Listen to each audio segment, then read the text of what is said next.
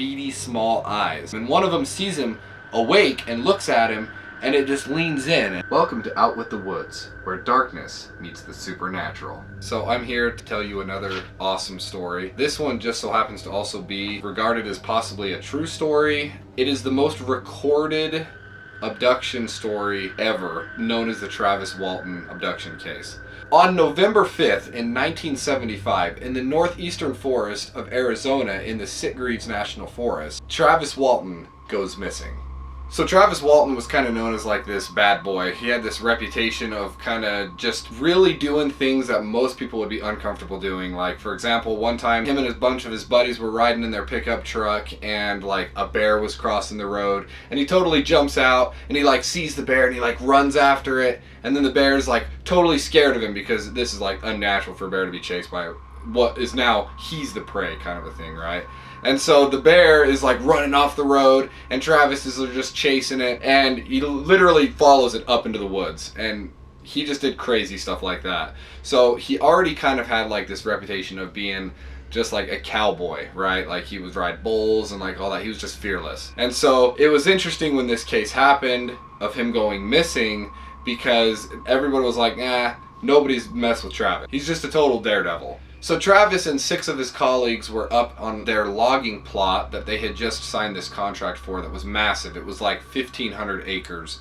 And these guys, they used hand tools, so they were using like chainsaws and stuff. They were like old school lumberjacks. They did everything by hand. And so they were like really burly, strong, like mountain men type. And so they started working on this contract, and within 3 days, they were already falling behind because it was just a lot of terrain to kind of get to and then work on, and it was really rugged, and it was just not in their favor to be using hand tools for this kind of a job. Well, so by the 3rd day, they're working late into the night, and it was already like insanely dark, and they're like, okay guys, this is good enough, we'll just load up, we'll hit it hard tomorrow morning. So they're all really tired and they're just piling into the pickup, and they're like, okay, let's go ahead and head back into town now. We got all of our stuff loaded up. And they start driving into town, and while they're driving through these back mountain roads, they see this glow over on the right side of the pickup. They all see it, but they're not really like saying anything much about it. And then one of the crewmen, he pops his head up and he says, you know, what if that's a forest fire? And Mike Rogers, who's Walton's best friend and also like the crew lead, he's driving the pickup, he's like, no, there's no smoke, I can't really smell anything, there's no like ash, I don't think it's a forest fire, and kind of the glow's a little bit off, so I don't think that's what it is. And then the other guy's like, well, what if it's like an electrical tower that's like arcing or something like that? What if it's something that could start a fire? And then they're like, yeah, maybe we should go check it out just in case. And they mentioned that there's a Forest Service road that kind of cruises over to that area, and they'd be able to take it to go look at it. That way they can really determine what's going on. So they decide to take this road, and they're driving over there, and then they start to come up around this corner, and then they're coming into a clearing, and then it hits them right there. Levitating in the air is a flying saucer. And they're just like totally in shock. They are just looking at it going, whoa, what is this thing? Because it's like perfectly suspended. Not moving, not rotating, not doing anything, just a disc that has all these light panels on the bottom of it that is just emanating all these insane rainbow colors, and it's just the most intense thing they've seen. Well, when they pull up to the clearing, Travis immediately, he just jumps out. He's like, I gotta see this thing up close and personal. And the other guys immediately are like shocked that Travis is like getting out of the truck, and he starts kind of jogging quickly over there, and then he slows down and he's like walking, and he's almost right up under it. And they're just hooting and hollering, Travis, come back to the truck. Don't do it, Travis, come back here. They're yelling at him, they're like, Travis, what if that thing falls? That thing could crush you, man. Come back over to the truck. And he's just like not listening to him. Like he can hear him, but he's just like, no, dude, this is like what is this thing? I really need to get a good look at it. So he's like getting almost right up under it at this point, and he's looking up at it, and he's just thinking about how remarkable it looks. Like the intricate designs on it, and it's just beautiful. Like the whole craft is just an immaculate piece of art. And he's just looking at it and just thinking how amazing it looks. He can hear his buddies, and his buddies are freaking out. They're getting even more frantic as time goes on, and he's just going, okay, I'm gonna take one more quick look and then I should probably go. And he's like really leaning in and he's looking at it, and then he's right when he's starting to turn, the craft starts to spin. And as it starts to spin, and it starts to emit this really like low frequency. And it just is like really ominous that all of a sudden now something's happening. So Travis, he looks up at the craft again, and then boom, he gets hit with this beam of light, and it just throws him like 20 feet back. And all of his buddies, Mike Rogers included, they all are like still in the truck. They're just like, nope. And they turn on the truck and they just start hauling butt out of there. And they're just tearing up gravel and it's just flying behind them. So at this point, his buddies, their fight or flight has really kicked in. And their adrenaline is just through the roof at this point. And they are just flying down the mountain. And they get like a few minutes down, driving away. And then Mike Rogers slams on the brakes. And he goes, you know, we cannot leave him up there. Like, that is not something we want to be remembered for, you know, leaving him up there in this kind of a scenario with what's going on. Some of them are like, no, we don't want to go back and get him. Like, we should go get help first. Like, we need to come back with the cavalry kind of a thing. And he's like, no, if you want to get out right now, right here, in the darkness on this mountainside and wait for that thing to come pick a fight with you, then go for it. But I'm going back to get my friend. And so they all kind of just go, yeah, we're just going to stay in the truck. So they all decide to go back and get Travis. So they turn the pickup around and they're coming up the mountain. And they're all really nervous, but they're not seeing that glow anymore. So they're like really on edge, wondering what they're going to find when they come around this corner. So they come around that corner again into the meadow, and they look, and the craft is gone. And not only is the craft gone, but Travis is gone. Which is like, oh crap, what have we done? So they get out and they look around and he's totally gone. There's no sign of him anywhere. And so they get back in the pickup and they're like, we have to call the police. Like, this is something that is beyond anything comprehensible. So they get back in the pickup, they're hauling out of the mountains, and the first point they get to is a truck stop. And you know, this is 1975, so there is just payphones. Nobody has a cell phone. And so they pull in and they go and they're like, all really panicked and they're freaking out, and these big burly guys, they're like in tears. They're crying at this point. They can foresee their lives are ruined because this is going to sound insane when they tell the police this. And so they go up and one of them puts some coins in and they just call 911, and the sheriff picks up. So they say, Sheriff, our friend Travis is missing, but for me to explain to you what happened to him, we need to tell you in person. So about 15 minutes later, sheriff and his deputy pulls up and they are like, okay boys, what's going on? Where's Travis? One of them starts to tell them, well, it's kind of hard to explain. We don't really know how to tell you this. And that, you know, you can tell he's really nervous and he's like tiptoeing around it. And then all hell breaks loose, and all of his buddies are just like, dude, he got abducted by a UFO, and there was like, he got blasted by a ray of light, he's got to be dead. And they're just going off. And immediately the sheriff's like, really? Like, he can tell the guys are shook up, but he's like not believing them. Like, at this point already he's getting suspicious. He's starting to think that more likely than not, these guys have a really bad prank, or that they murdered Travis. Just have the worst cover story ever, which was they were going to try to use the whole, oh, aliens did it thing. And so he immediately is skeptical. These guys are their top suspects at this point with the fact that Travis is missing. And they're like, all right guys, really, where's Travis? And they're said, we can bring you right to where it happened. So they all drive up there, and the sheriff follows them up there, and they still, once again, they look around, they don't find anything. And so the sheriff's like, all right, well, we're going to have to mount a search to try to find Travis. So they go back to town.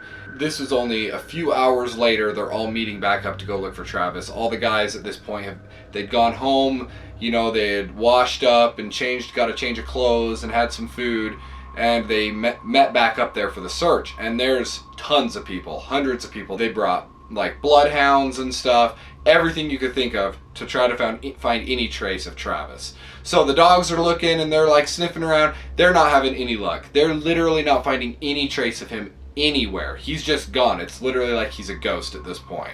It's like he wasn't on the mountain.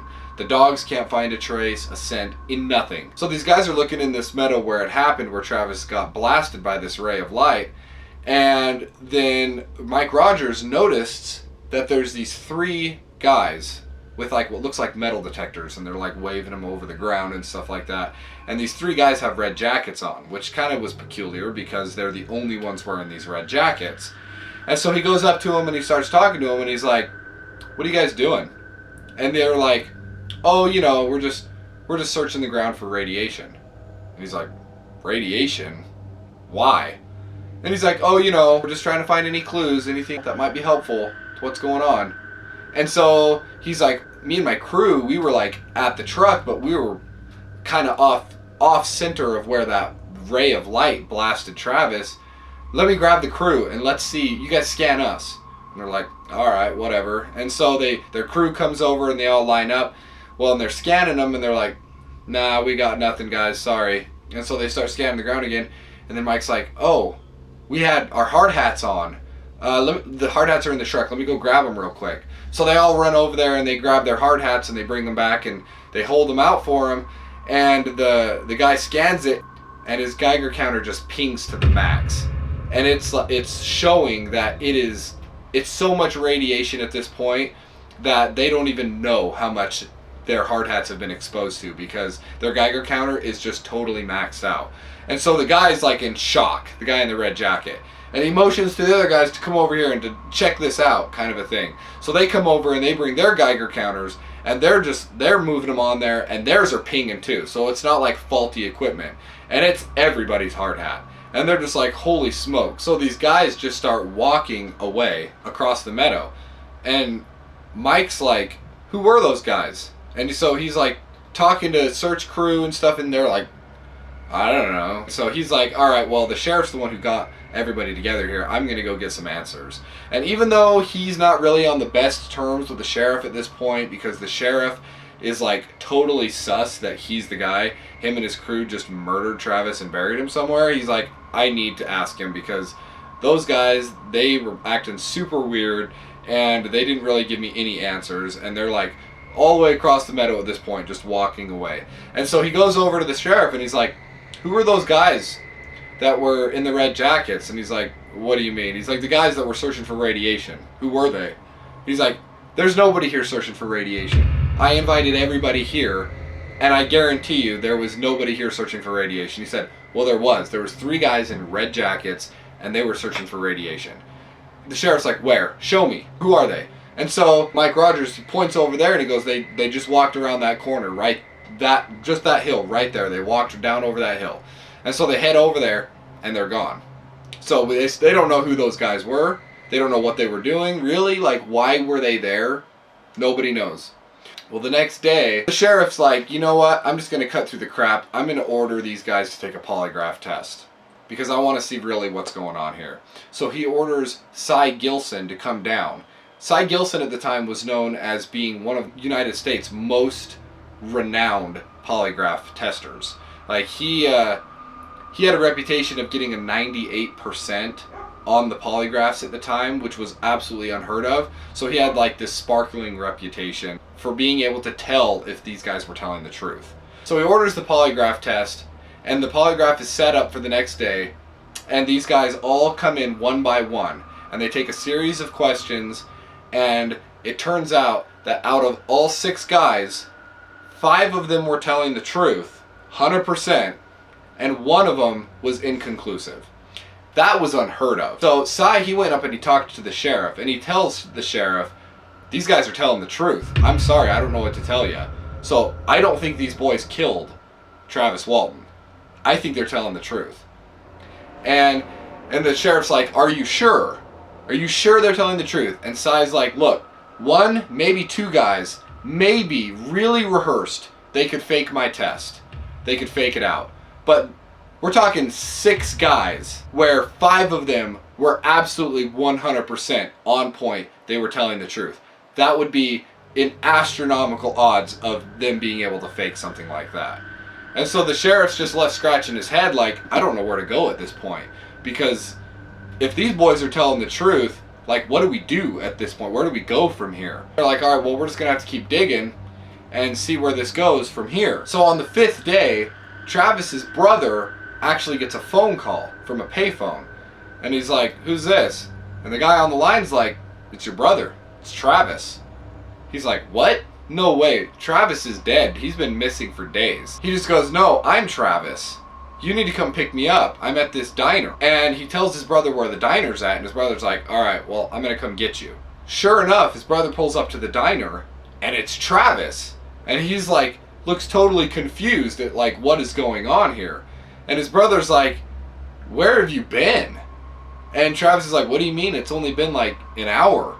And he's like, no, you've been gone for 5 days.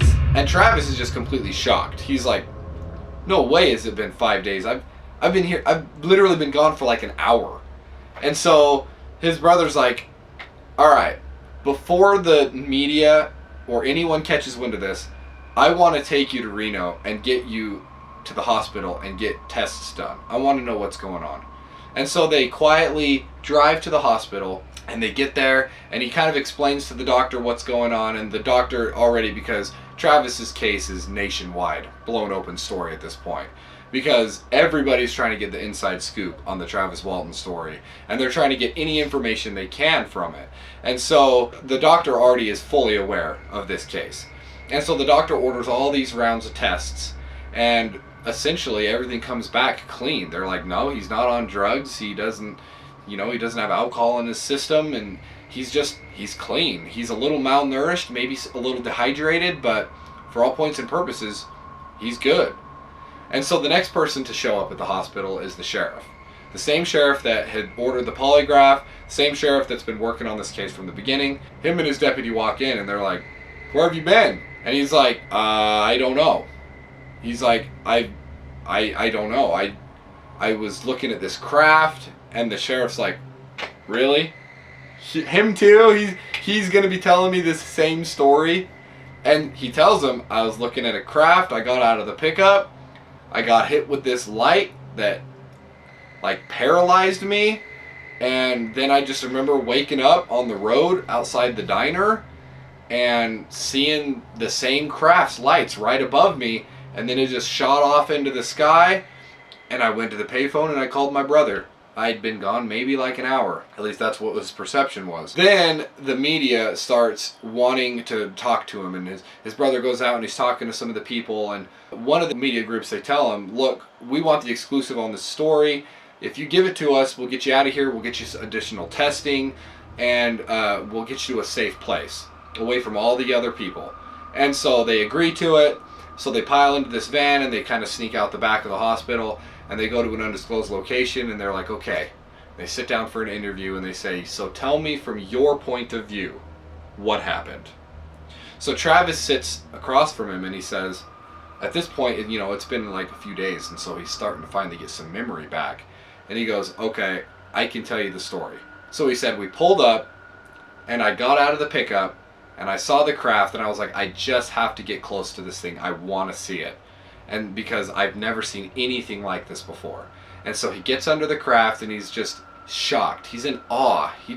He can't move because he's like, this thing is so beautiful, and I really want to get like a good look at it because this is something that's insane that nobody's ever seen before. And so he's just looking at it, and then he said, well, the craft started rotating, and then it started emitting this weird like tone, this weird frequency, and then it just blasts me with this light. And he said, and I was like paralyzed. I just couldn't move after it hit me.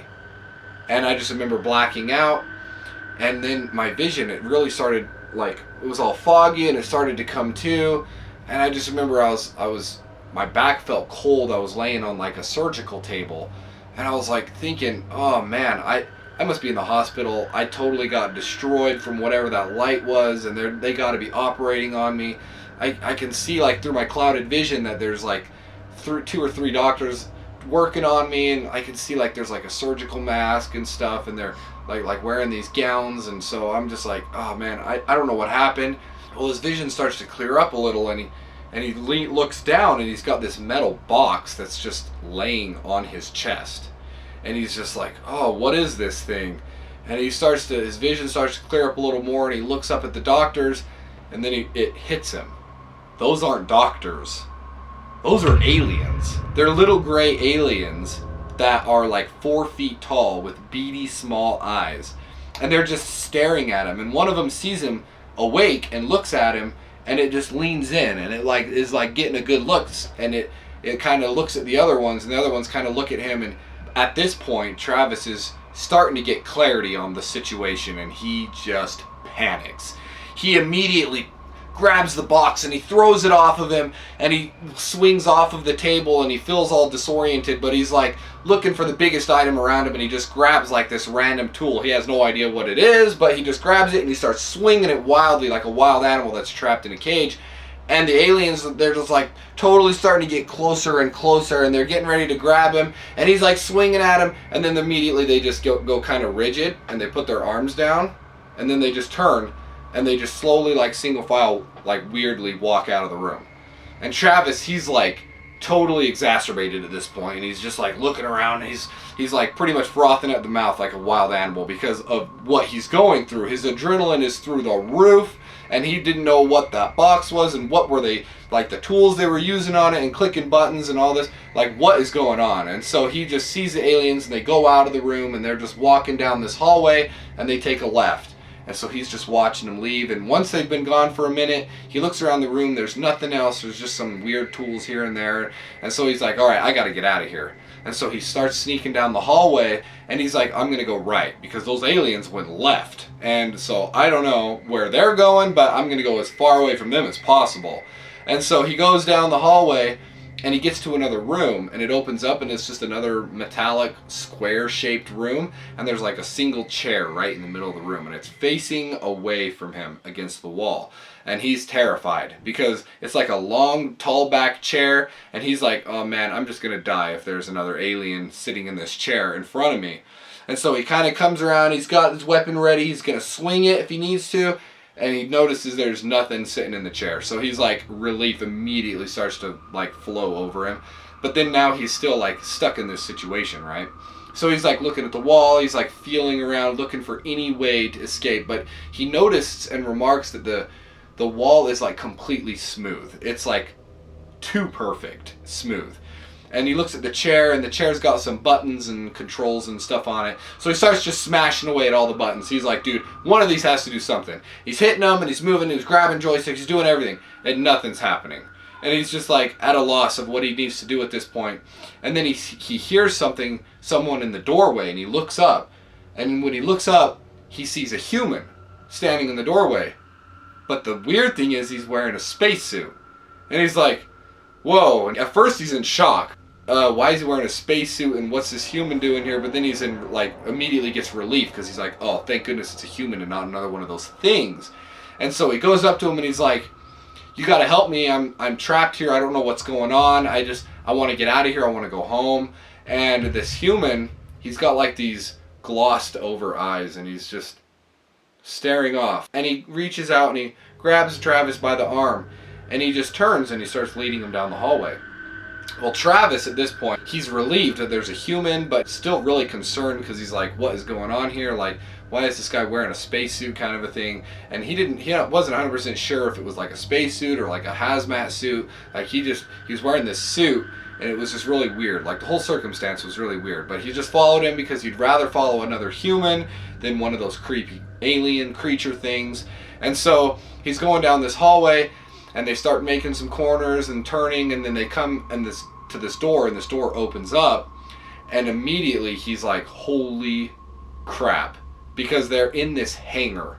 That's what this giant room, and there's like tons of these craft. There's like half a dozen more of those same saucers that he saw in the meadow, and they're all suspended. And he leads them across this hangar, this human does, and then there's another door, and it opens up, and they start walking into it. And when they get into this other room, there's another like bench in there that is like kind of similar to the one that he was laying on. It's like an examination table, and there's 3 other humans in spacesuits that all also have that far spaced out, almost like they're like possessed. Like it's almost like they're not there, but they're there.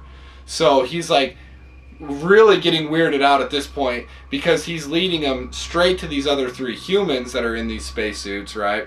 And he gets up to them, and they just start grabbing him. And he's like freaking out, and he starts trying to resist them, but he can't because there's too many of them and they're too strong. And they lift him onto this table, and one of them pulls out a syringe with a needle and just injects him right into his arm.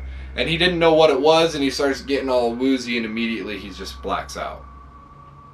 And that's when he opens his eyes and he sees the craft above him that then takes off into the sky, and he's in front of the diner. Travis goes on to then take a polygraph test just like the rest of the guys and his crew. And in this test, they ask him not only about his disappearance and what he saw, same questions his crew was asked, then they ask him questions about what he claims to have seen, like the craft and the aliens and the things he experienced, and he goes on to pass every polygraph. In total, there was like over a dozen polygraphs administered between him and his co-workers, and they were all passed except one crew member had one exam that was inconclusive, but later was to retake that exam and it would pass. I guess it's kind of 50-50 at this point. You either believe Travis Walton or you don't. That's the story of Travis Walton and his disappearance and kind of where we're at now. So Travis now, he goes and he travels and he does conferences and talks to people about his story. And he wrote a book and he sold it about his experience. It's pretty amazing. It's called Fire in the Sky. It goes over in far more detail than what I could have ever done. But it is an amazing read. I highly recommend picking one up and checking it out. I hope you enjoy the story of Travis Walton and his disappearance. I'm sure he didn't enjoy the disappearance, but it turned out to be a great story regardless, whether it's true or not. So if you want to hear more interesting stories like this, consider liking and subscribing. I would love to continue to have you be part of my group. As we conclude our journey into the realms of the supernatural, remember, the darkness is never far away. Until next time, stay curious, stay cautious, and never let the shadows catch you. Goodbye, and sweet nightmares.